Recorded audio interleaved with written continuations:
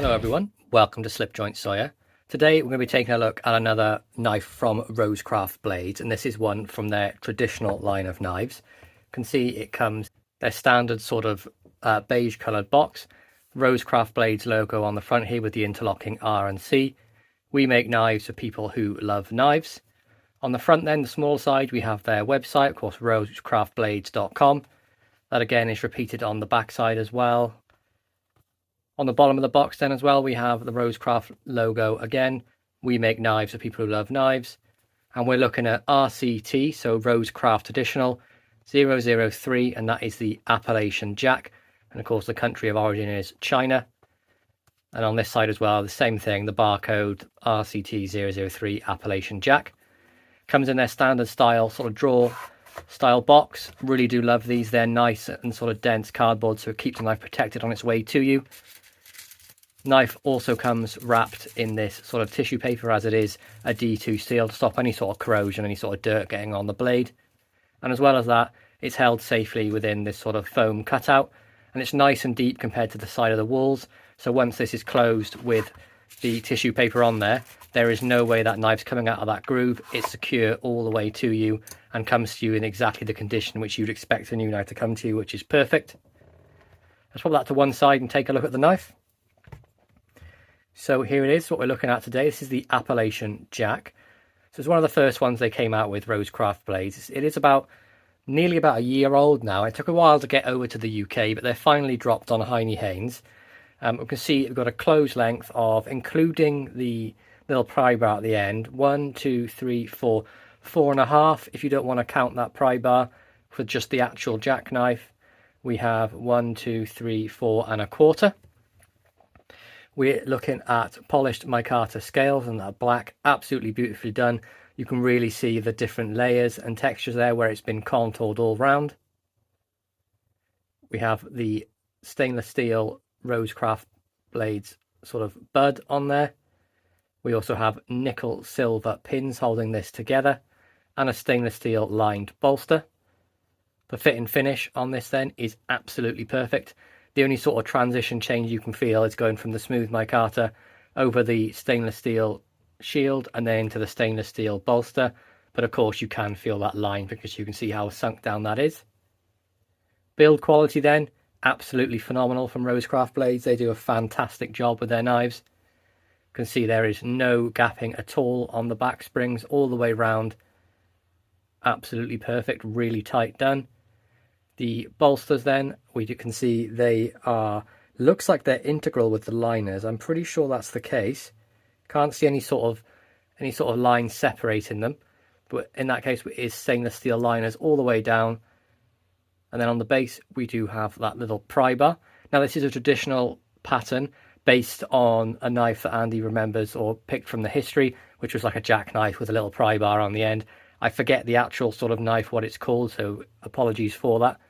See, it's quite a thick pry bar on there, and you could use it for a couple of sort of little tasks. My preference, though, I know it's sort of a traditional pattern. He's done his take on it. I think I'd prefer it without it, but I'm not going to complain when it's on there. It doesn't get in the way. It doesn't stick in your hand when you're carrying it. It's just a sort of little bit on the end. You could possibly use it as a cap lifter as well if you're going to open it that way. You know, you put it under the cap and flick it up. Or maybe even a little tiny flathead screwdriver. You can get that in one of the sort of chunkier flathead screwed. We can see then the build, or the centering I should say, is absolutely spot on. That D2 steel blade is right down the middle, and that's something that RoseCraft Blades have been absolutely nailing. Their quality control is outstanding. Reverse then, exactly the same as the front, just minus the shield. Nickel silver pins, that really wonderfully contoured black micarta.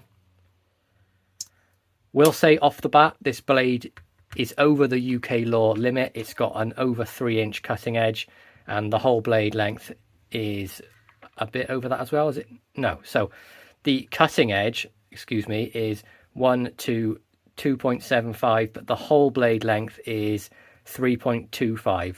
Now, as far as I'm aware, the law still says cutting edge, but please carry this with caution. It only takes one sort of misinformed policeman or copper to sort of say, oh, it's above the limit, and you know, you get it taken off you. You could go to court, get a fine, something along those lines. I'm happy to carry this myself but I'm not a lawyer, so please decide for yourself whether you're happy to carry it or not. As the law dictates, I'd say that blade is a little over. But let's get back to the knife. You can see we have the RCB older style tang stamp there. Of course, they have now gone to the actual stamp, whereas this is an etch. See the little rosebud there on top of the C on the tail of the R. We have a nice clean nail nick on there as well, on that polished D2 steel, which really is a fingerprint magnet. See swedging on there as well. I mean, it's the swedging I really do enjoy, where it's a steep slide into the swedge and then a really nice point on the end. A really decent blade stock on there too. A nice strong working knife. And the edge grind, absolutely perfect. It's pretty uniform all the way around. I can't see any high or low spots. On the back then, you can see you have the China sticker there, which can be removed if you wish. Just to designate this knife was made in China. We have Andy Armstrong's maker's mark.